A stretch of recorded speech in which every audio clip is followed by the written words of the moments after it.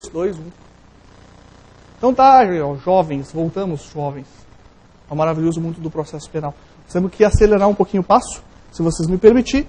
A gente vai andar um pouquinho mais rápido. Pode ser ou tá muito rápido já? Você tem que ser sincero, você tem que me dar um feedback. Se estiver muito rápido, eu tenho que dar uma diminuída. Embora eu tenha vontade de acelerar. O que eu faço?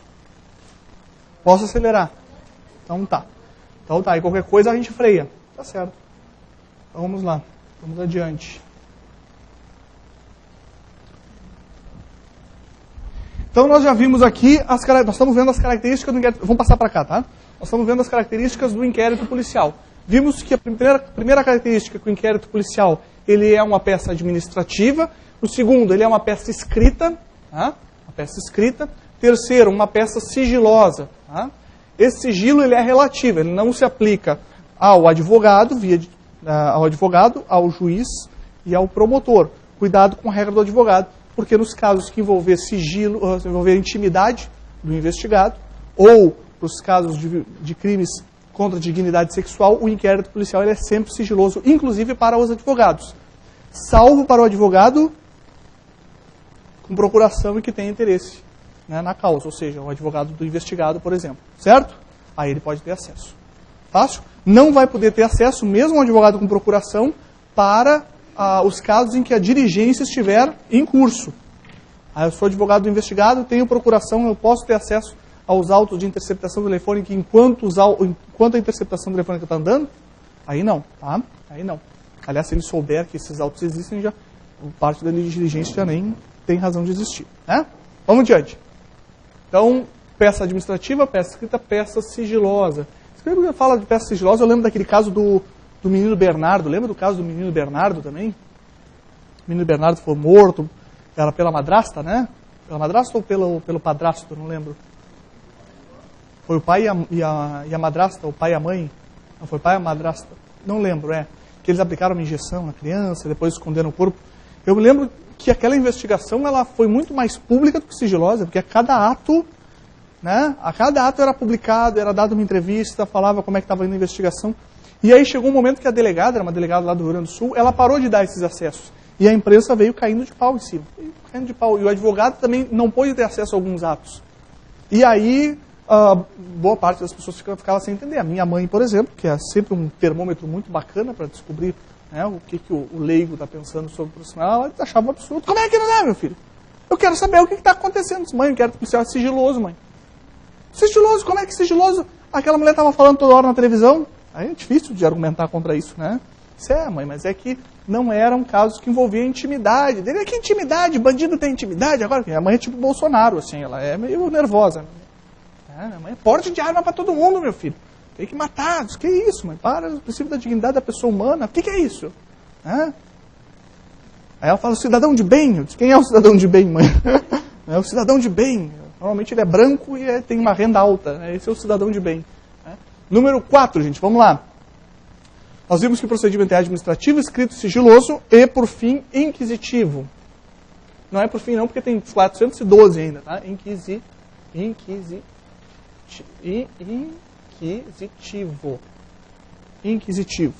O que é isso, gente? Aqui nós vamos remontar lá a aula passada. O que é um procedimento inquisitivo? Aquele que não há contraditório ou ampla defesa, né? Escreve aqui. Não existe contraditório ou ampla defesa no inquérito policial.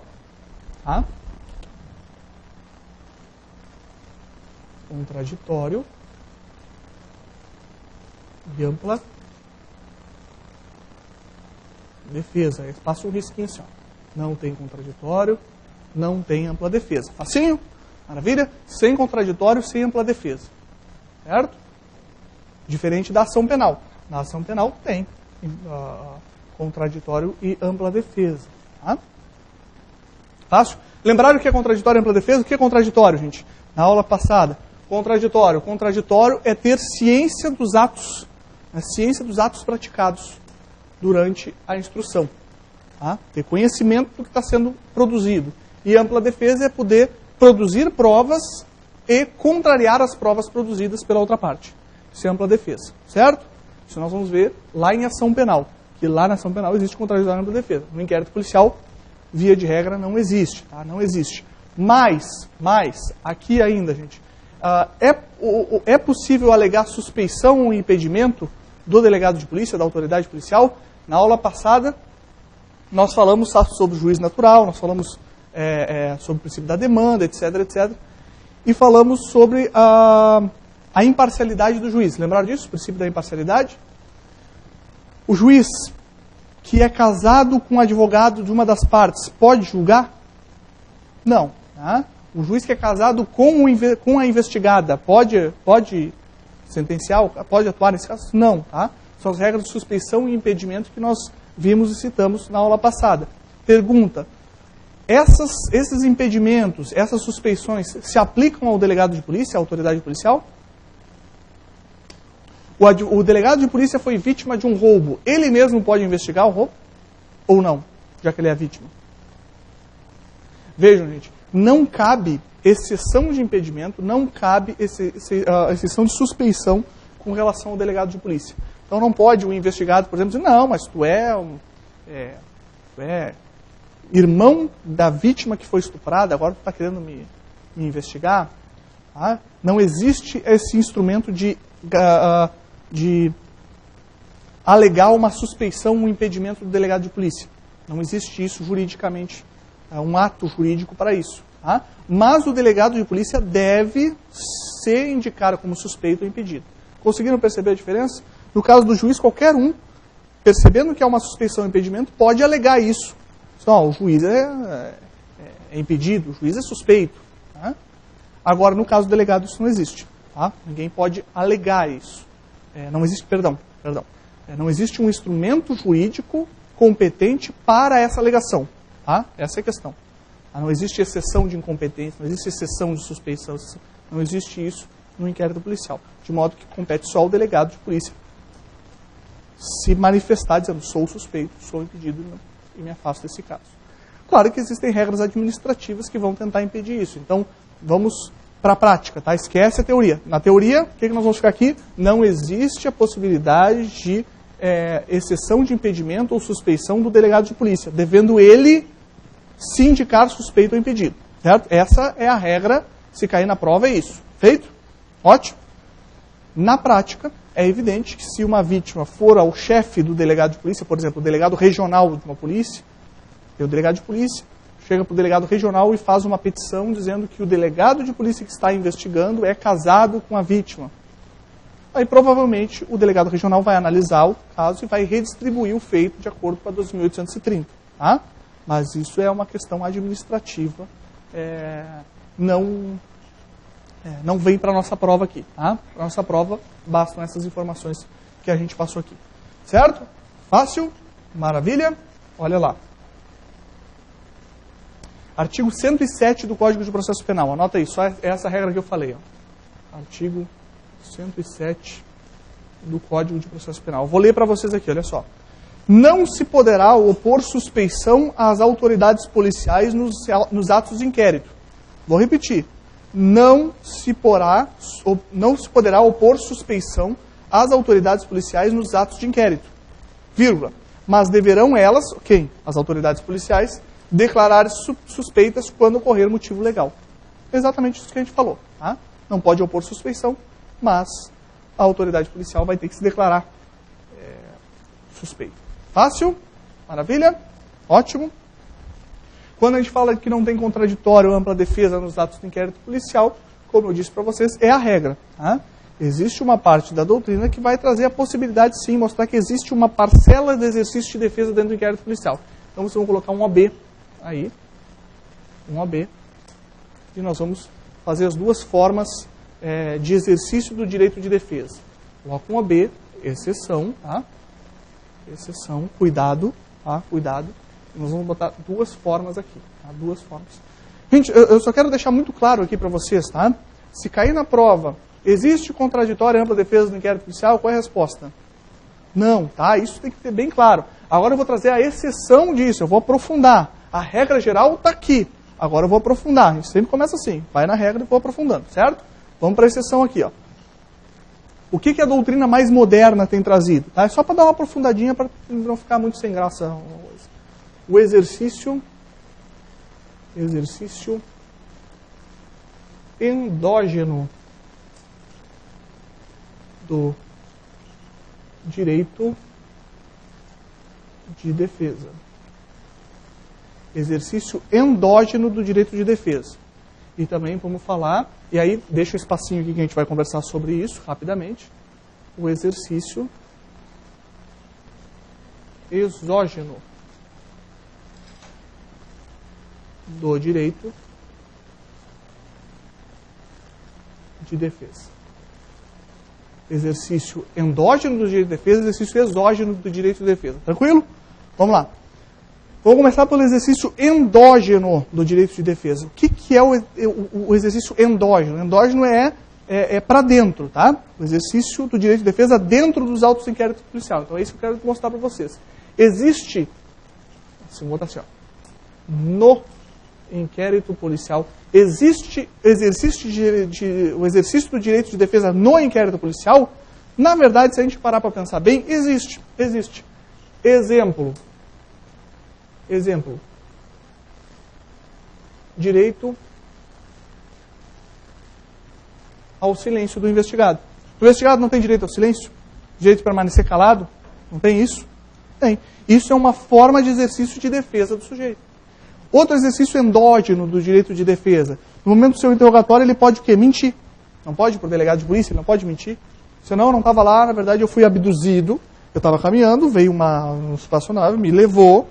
Né, depois eu voltei com dores abdominais. Né? Mas não fui eu que fiz isso com ela. Não tenho nada a ver com isso. Você está mentindo claramente. Ele pode mentir? Pode. Ele não é obrigado a produzir provas contra si. Lembraram disso? Lembra do princípio? Qual foi o princípio que nós vimos na aula passada? Nemo tenetro si detegere. Não foi isso? Nemo tenetro si detegere. Ninguém é obrigado a produzir provas contra si. Então ele pode se negar, por exemplo, a um teste de bafômetro? Pode, porque ele não precisa praticar comportamento ativo que venha a produzir provas contra ele. Isso é o quê? Um exercício do direito de defesa. Então existe, para a doutrina mais moderna, um exercício de defesa dentro dos autos do inquérito policial? Sim. O direito ao silêncio, o direito de não produzir provas contra si. Quer ver outro exercício endógeno do direito de defesa? A defesa pode pedir diligências para o delegado de polícia. Pode ir lá fazer uma petição, né? O sujeito já foi indiciado, tá? Já está bem caracterizado que ele, em tese, foi o autor do crime, certo? Ele, em tese, foi o autor do crime.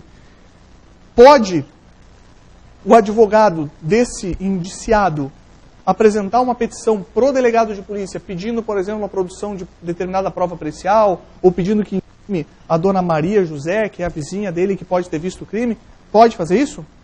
Pode, é um exercício do direito de defesa também. Compete ao delegado de polícia deferir o pedido ou indeferir o pedido, certo? Mas a defesa pode fazer, né, essa conversa. Maravilha? Outra questão aqui, ó. Houve uma alteração recente no Estatuto da OAB que diz que ao advogado é permitido no momento do interrogatório fazer perguntas para o seu cliente. Então está lá, o sujeito está na delegacia de polícia, ele está sendo interrogado, está sofrendo interrogatório policial por conta de um crime de furto. Tá? O sujeito está lá, ele é cientificado dos direitos constitucionais, dos prazos de permanecer em silêncio, e o delegado de polícia começa as perguntas, né, de acordo com as técnicas de entrevista e interrogatório. Começa a fazer as perguntas, depois que conclui as perguntas, ele pergunta para o advogado: doutor, o senhor tem alguma pergunta para fazer do seu cliente? Eu queria perguntar se naquele dia ele tem as passagens de ônibus que ele alega que ele comprou por ter viajado para Pindamonhangaba. Tenho sim, doutor, tenho guardado. Então, doutor, eu quero juntar isso aos autos. Sem problema. Conseguiram entender? Certo? O advogado tem o direito de fazer perguntas no interrogatório. Tomem cuidado porque isso é muito novo, isso é de 2016. Novo. Ele é de 2016, tá? Uma alteração no Estatuto da OAB em 2016 que possibilitou isso. Até 2016 isso não era permitido. O delegado, se não quisesse, não vai fazer pergunta nenhuma. Por quê? Porque o nosso sistema é inquisitivo. Conseguiram entender? O sujeito chega lá, o advogado está sentado do lado do cliente dele, o delegado termina de perguntar, e aí o advogado diz: doutor, eu queria fazer uma pergunta. Não tem que fazer pergunta nenhuma, porque aqui não tem contraditório, não é para defesa, isso é um processo inquisitivo, o senhor tem que ficar quieto aí. Até 2016 era assim. 2016 houve uma alteração, chega ao final do depoimento, O advogado levanta a mão e diz, doutor, eu quero fazer pergunta do meu cliente. Se o delegado impedir isso, incorre em abuso de autoridade. Sim, senhor, o senhor pode fazer as perguntas que quiser. Fique bem à vontade. Então, seria um exercício endógeno do direito de defesa, dentro do inquérito policial. Certo? Também pode o quê? Quesitar, fazer perguntas, quesitos para os peritos. Tudo isso é um exercício endógeno do direito de defesa.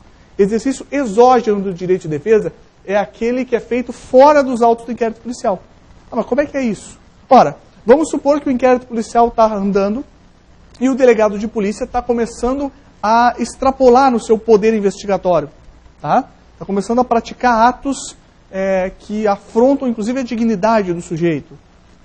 O que pode o advogado da parte fazer, ou até mesmo o investigado fazer? Parte errado, falar parte do inquérito policial. Tá? O que o advogado do investigado pode fazer, ou até mesmo o próprio investigado? Impetrar habeas corpus. Ele vai lá e pede para o juiz para trancar o inquérito policial. Não, esse inquérito policial não tem um mínimo de elementos de prova da materialidade de indício de autoria. E pede para o juiz para trancar o inquérito policial através do habeas corpus. E o juiz vai lá e dá a ordem para trancar o inquérito policial. Opa, um exercício exógeno do direito de defesa, ainda que em fase inquisitorial. Consegue entender? Ou então, o advogado quer acesso aos autos do inquérito policial. E o delegado diz, não vou dar acesso. Não, mas eu quero acesso. Não, mas eu não vou dar acesso, e ponto final. O que ele pode fazer, o advogado? Impetrar mandado de segurança contra o ato do delegado de polícia para ter acesso aos autos do inquérito policial. É um exercício exógeno dos direitos de defesa. Certo? Maravilha? Isso aqui é o que a doutrina traz de mais moderno com relação a isso. Tá? Com relação ao ponto do exercício de defesa dentro do inquérito policial. Fácil? Maravilha? Tranquilos? Tomem cuidado com isso aqui, essas inovações aqui. Quando vocês lerem na prova de vocês, tomem cuidado que tipo de questão é. Tomem cuidado sempre com o inquérito policial é sempre... não há nenhuma possibilidade do exercício de defesa em inquérito policial. Bom, aí vai estar errado, tá?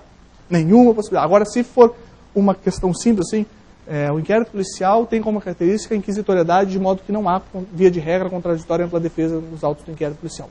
Show. Agora, não há, em qualquer hipótese, exercício do direito de defesa no inquérito policial. Alternativa errada. Porque existe sim, e se esse gabarito estiver ao contrário, aí dá para anular essa questão. Certo? Maravilha? Porque já tem bastante gente escrevendo sobre isso aqui. Maravilha, vamos adiante. Número 5. Próxima característica, oficialidade. Oficialidade. O ato de investigação, a investigação ela é uma atribuição oficial do Estado. Só o Estado pode exercer a investigação criminal. Tá? É um ato oficial. Fácil? Só isso. Tá? O que eu quero dizer com isso? É vedada a delegação da investigação para o particular. Quem vai investigar isso aí é a vítima. Nós vamos dar para a vítima, a gente vai contratar um detetive, o detetive vai começar a fazer investigação criminal, pedir interceptação telefônica, pedir mandado de busca. Pode isso? Não. Por quê? Porque investigação é um ato oficial, é um ato do Estado, um monopólio estatal. 6. Obrigatoriedade. Olha só, gente, isso aqui eu tenho uma ressalva, chega a ficar me coçando com relação à obrigatoriedade e fico bravo com isso aqui. Havendo um mínimo de justa causa, ou seja, havendo um mínimo de elemento probatório, o delegado de polícia ele é obrigado a instaurar o procedimento. Certo? Se eu chegar lá na delegacia, fizer um BO por furto de galinha, minha galinha, Jerusa, foi roubada, foi furtada. Levaram a minha galinha. Eu tinha muita afeição por ela. E faz um boletim de ocorrência. Eu tenho notícia de que pode ter sido o meu vizinho, o seu José, que tinha uma paixão platônica pela minha galinha. Ele era apaixonado por ela. Ou seja, eu já tenho no boletim de ocorrência um eventual suspeito, tem a materialidade do crime já, um furto da galinha, etc, etc. O que o delegado de polícia tem que fazer diante disso? Via de regra, instaurar o inquérito policial. Via de regra, instaurar o inquérito policial. Ele é obrigado, havendo justa causa, havendo o mínimo de elementos probatórios, instaurar o inquérito policial. Certo? Fácil? Maravilha? Dúvidas? Não? Olha só. Professor, e se ele não instaurar o inquérito policial? e eu entender que ele deveria ter instaurado. Quer ver algo que acontece bastante? A pessoa vai lá e faz um boletim de ocorrência que comprou um carro, aí uma pessoa veio querer ver o carro, aí houve ali uma negociação com relação ao carro, aí a pessoa pagou a primeira parcela, pagou a segunda parcela e não pagou mais e desapareceu com o carro. Aí a pessoa vai na delegacia e faz um registro de boletim de ocorrência por estelionato. O delegado de polícia olha para aquilo ali e diz, não, isso aqui não é estelionato. Isso aqui é uma venda que o sujeito deixou de pagar. Ele tem que cobrar judicialmente esses valores. Não tem nada a ver com crime isso aqui. Em tese, a princípio, não tem. E ele indefere a instauração do inquérito policial sob esse argumento, dizendo que é um ilícito civil e não um ilícito criminal, que ele não vê nenhum elemento que leve para estelionato. Simplesmente foi um desacordo comercial, um desacordo da vida cotidiana. E aí a vítima pega lá e diz, não, mas eu não concordo com isso aqui. Tem alguma coisa que eu possa fazer? A pessoa pode recorrer ao chefe de polícia. Tá? Então anota aí, artigo 5º, parágrafo 2º do Código Penal. Artigo 5º, parágrafo 2º do Código de Processo Penal.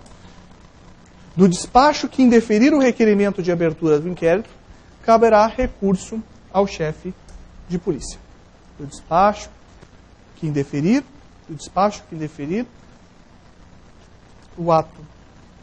o requerimento de abertura do inquérito policial, caberá recurso ao chefe de polícia. Facinho? Ótimo. Tá? Eu vou dar uma aprofundada aqui, mas vocês não precisam escrever, porque eu acho muito difícil que isso caia na prova de vocês, até porque é bastante controvertido. Então, vou falar rápido em questão de 5 minutos. Tá? A aplicação do princípio da insignificância pelo delegado de polícia. O que é isso, gente? Diante de um crime que não ofende o bem jurídico protegido de maneira grave, de maneira relevante, o delegado de polícia poderia não instaurar o inquérito policial, ou pelo menos não indiciar o sujeito, ou pelo menos não efetuar a prisão em flagrante do sujeito. Tá? Vocês vão estudar direito penal, e vocês se lembram da nossa primeira aula, a gente fez uma árvore do crime, né? Fato típico, ilícito, culpável. Dentro da tipicidade, nós vimos lá que existia 4 elementos: conduta, nexo causal, resultado e tipicidade, propriamente dito. É dentro do fato típico, tipicidade. A tipicidade poderia ser formal, que é a substituição do fato à norma, e material, que é relevante lesão ao bem jurídico tutelado. Então vamos supor que o sujeito é conduzido para a delegacia de polícia porque furtou uma BIC, uma caneta BIC. O colega aqui, como é que é o nome? O André, meu xará. O André foi ali, passou pelo vidro, olhou a caneta dele, disse, canetinha legal, botou no bolso aqui e foi embora. Que crime é esse? Furto, subtrair coisa alheia móvel. Pena de 1 a 4 anos. Olha só, 1 a 4 anos, homem. Hein, André? Aquela caneta ali, ó, 1 a 4 anos. Eu pergunto para vocês, esse furto foi relevante para o bem jurídico patrimônio do Vitor? O Vitor ficou muito mais pobre porque furtaram dele uma BIC? Nem é uma BIC isso aí, ó. Isso aí, que caneta é essa aí? Capaz da BIC ser até mais cara, né? Não, é uma caneta bonita essa aí, tem até essa partezinha acolchoadinha, assim, né, para segurar. Tá certo, uma caneta boa. Eu só ia ficar, né? Pergunto para vocês, ofende de forma relevante o bem jurídico para patrimônio do Vitor? Não, um clips. Vamos agora exagerar. Ele falou, ele pegou um clips do Vitor e colocou no bolso, levou embora. Isso é furto? Mas vocês concordam que tá incomodando isso? Pô, clips, gente. Um clips? Aí o Vitor percebe que o André saiu com um clips, pega o telefone e liga para o 190. Acabei de ser furtado aqui no curso. Acabei de ser furtado. O André está tranquilão, saindo do curso com a sua mochilinha, aparece 4 viaturas da PM. As armas tudo para fora, mão na cabeça, né? Ele já coloca, assim, os caras já dão um chute assim nas pernas para abrir bem as pernas, já vai lá uma revista, e aí faz uma revista bem minuciosa e acham clips em lugares escusos. Né? Acharam o clips. Pegam ele e conduzem ele para dentro da delegacia de polícia. Aí chega lá e apresentam por furto. Porque, em tese, se a gente pegar lá, o que diz 155? Subtrair coisa alheia móvel. Ele praticou isso? Pergunto para vocês. Ele teve uma conduta e ensejou um resultado, que foi a subtração? Então nós temos conduta, nexo causal e resultado. Está previsto na lei como crime? Tá. Então tá aí. Aí vamos para a ilicitude. Ele agiu em legítima defesa, estado de necessidade, tendo como dever legal o exercício titular de direito? Não. Ele é imputável? Sim, maior de idade, tem consciência dos seus atos. Tinha consciência de que isso é ilícito? Potencial consciência de ilicitude? Sim, tinha.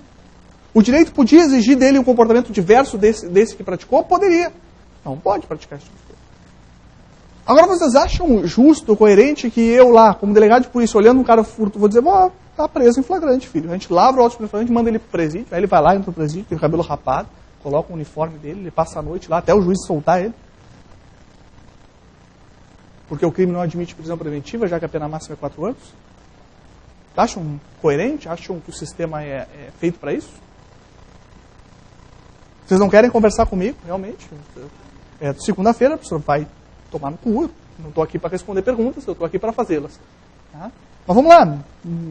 Vomita. O que vocês acham? Sai do fígado assim. O que vocês acham? Não, né? Claro que não. Vamos lá, o Vitor está correto. E olha que ele foi a vítima. Né? Se nem o Vitor, que foi a vítima, está se importando com o furto do coisa e acha que não é coerente que o André vá preso por conta disso, não é proporcional que eu venha segregar a liberdade do André por conta do furto. A gente disse que não houve relevante lesão ao bem jurídico tutelado. Tá? Não houve relevante lesão ao bem jurídico patrimônio dele. Não foi relevante. Se não é relevante, não tem tipicidade material. Se não tem tipicidade material, não tem fato típico. Se não tem fato típico, não tem crime. Se não tem crime, eu posso prender alguém em flagrante sem o crime? Não. Eu posso instaurar um inquérito policial se não tem crime? Posso? Em regra, não. Tá? Em regra, não. Ah, professor, por que eu estagiei na delegacia e eu vejo que as pessoas, que os delegados, instauram um inquérito policial para apurar suicídio? Por acaso o suicídio é crime? Ou esses delegados são tudo um bando de burro e ficam instalando um inquérito policial por algo que não é crime? Por que se instaura inquérito policial para o suicídio? Para averiguar se não há o crime de induzimento, instigação ou auxílio ao suicídio. É para isso. Ou para verificar se não foi um homicídio. Então, o que se apura efetivamente, quando se instaura um inquérito policial no suicídio, é para verificar se não foi um homicídio, disfarçado por um suicídio, ou se não houve induzimento, instigação ou auxílio ao suicídio. É para isso que se investiga. Tá? Porque senão, se fosse só o suicídio, como a gente teria que instaurar o inquérito policial para toda a morte natural. Né? Tá lá o vô, com 102 anos de idade, né? O vô já está, né? Se ele jogar a mão para o alto, Deus leva, né? Ele já está lá na UTI já há 2 meses, 3 meses, já se despediu da família toda, chamou todo mundo só, gente, eu estou indo para o 5º andar, tá? Mando um abraço para vocês quando eu chegar lá, né? Então, estou indo. Aí, ele, naquele dia que ele se despede, ele morre, de causas naturais. Eu preciso instalar inquérito policial disso? Não, porque o fato é atípico, não é crime. Se eu não tenho crime, eu não cumpro a obrigatoriedade. É um irrelevante penal, só vou instaurar se houver crime. Tá? E aí vem essa discussão. O delegado de polícia pode reconhecer a insignificância no ato de instauração ou não? A doutrina mais moderna diz que deve, inclusive. A doutrina mais antiga e tradicional diz que não. O delegado de polícia tem que prender e quem tem que soltar é o juiz. Olha o raciocínio. Então o André iria para a prisão para o juiz poder analisar aquilo lá no dia seguinte para poder soltar o André. Então ele ia ter o cabelo rapado, ia ter, né? Ia passar por todo o constrangimento de entrar numa penitenciária. Né? Tá? Então, mas isso aqui é só uma discussão, tá? Uma discussão aí para a gente ilustrar. Não vai cair, acho muito difícil cair esse ponto na prova de vocês, ainda mais uma prova objetiva. Por quê? Porque como há divergência, há discussão em relação a isso, a menos que seja um exemplo muito tosco, assim, muito caricato, tá?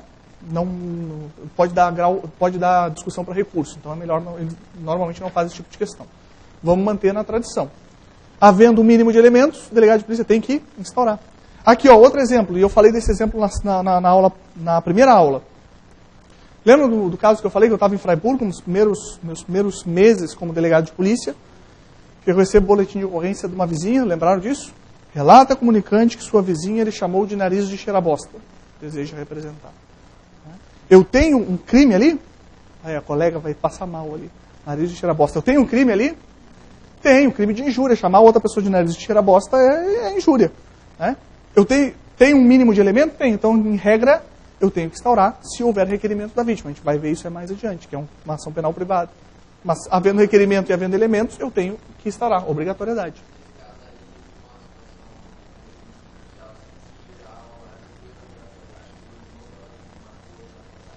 Opa, mas aí nós já temos um homicídio, aí vai outra coisa. Certo, aí eu vou ter...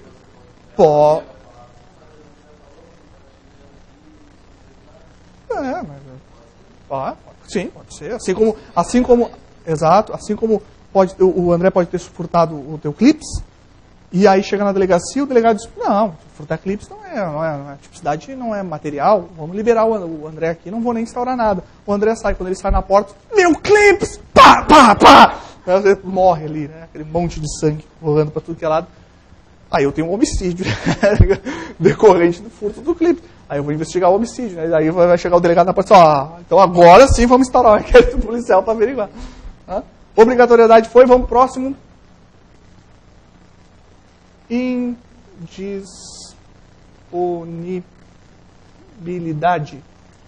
Indisponibilidade.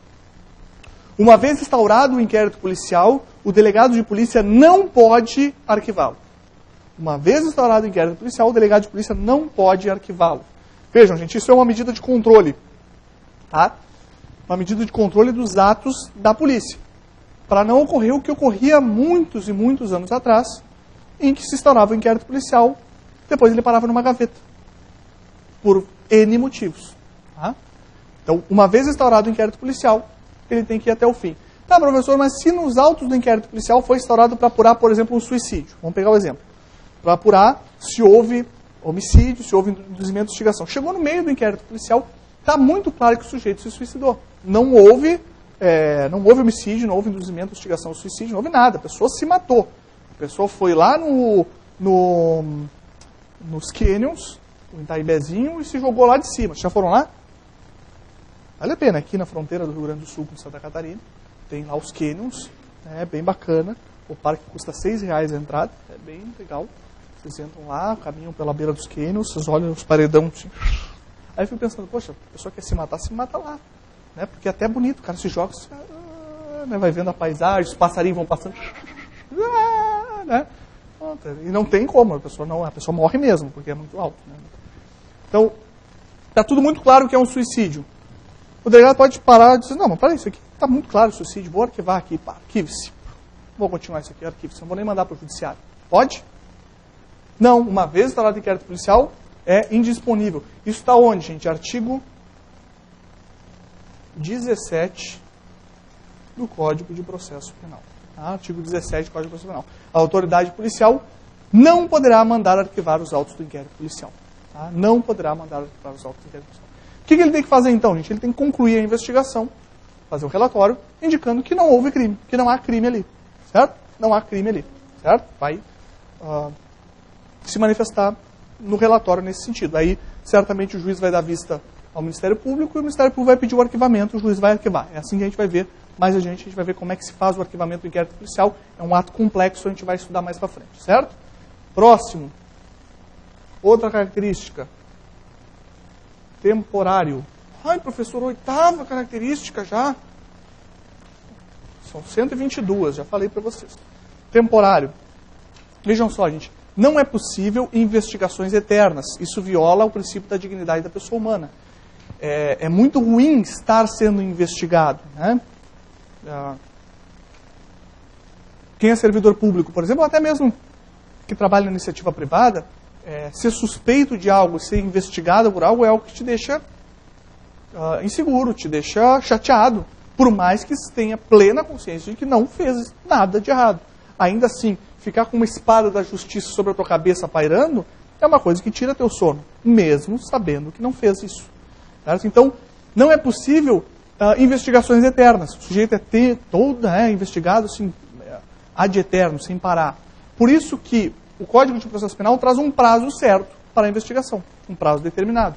Vamos para os prazos? Então coloca aí, temporário. A investigação possui prazo para a conclusão.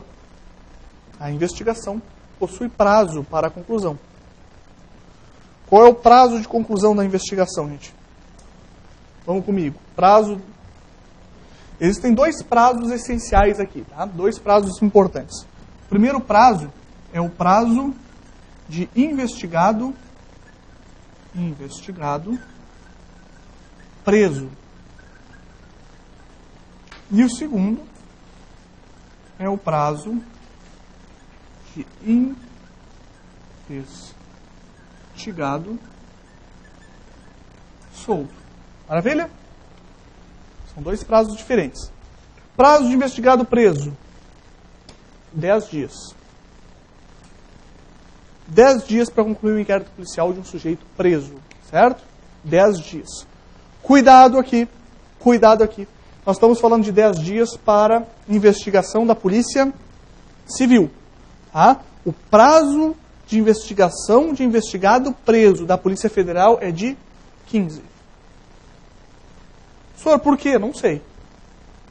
Não sei. Eu juro para vocês que não sei. Ah, é porque os casos da Polícia Federal são mais complexos. Me diz um crime que é mais complexo do que homicídio. Um corpo é encontrado carbonizado dentro de uma caixa de água, uma caixa d'água, perdido no meio do mato. Não tem nenhum elemento a partir dali. Me diz o que é mais complicado do que isso. Em que tu vai conversar com as testemunhas e ninguém quer falar nada porque provavelmente aquele crime é ligado à organização criminosa. E ninguém quer se expor. Me diz o que é mais complicado do que isso. Tá? 15 dias para a Polícia Federal, 10 dias para a Polícia Civil, certo? Maravilha? Ótimo. Então, 15 dias para crimes federais, 10 dias para crimes comuns da Justiça Estadual. Investigado solto, qual é o prazo? 30 dias. 30 dias. Tá? Esses 30 dias aqui, gente, eles podem ser prorrogados. Tá? Eles podem ser prorrogados. Então, passou 30 dias, não concluiu as investigações, o delegado de polícia pede mais 30. Pede mais 30. Pede mais 30. Alguns até pedem 60. Por exemplo, existe um inquérito policial que está tramitando da Polícia Federal, né, e que está chegando no prazo de conclusão de 30 dias, e o delegado de Polícia Federal pediu para o ministro do Supremo Tribunal Federal mais 60 dias. De quem é essa investigação que saiu no jornal ontem? Do Michel Temer, né, do presidente. O inquérito policial do Michel Temer, o delegado de polícia acabou de pedir mais 60 dias. Por quê? Porque nós estamos falando de um investigado solto. Se ele estivesse preso, seria 15 dias, porque é um inquérito policial federal. Tá? Então, inquérito policial da Polícia Civil, inquérito policial federal. Ou 30 dias se estiver solto os dois. Fácil? Tranquilo? Isso aqui, muito possivelmente, esses prazos aqui, muito possivelmente, estarão na prova de vocês. Tá? Isso aqui estarão na prova de vocês, sem dúvida nenhuma. Prazo, principalmente isso aqui, ó, eles vão tentar confundir vocês, jogar um caso de competência da Polícia Federal e dizer que o prazo é 10 dias. Não, o prazo é 15, tomem cuidado com isso. Certo? Maravilha, maravilha.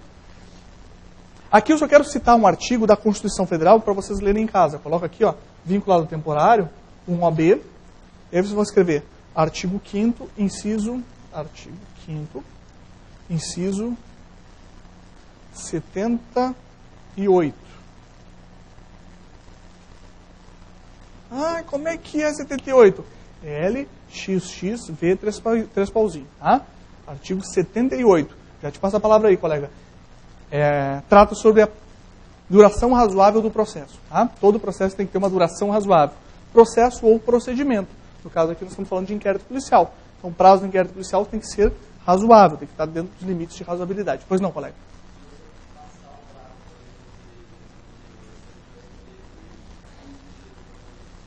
Oh, boa pergunta, excelente pergunta do Vitor. Olha só, a pergunta do colega é o seguinte, a gente vai responder essa pergunta depois desse bloco, tipo Fátima Bernardes, assim, né? Tipo, depois do intervalo, né? Termina o bloco aí, a gente já volta, toma um café, faz um xixi.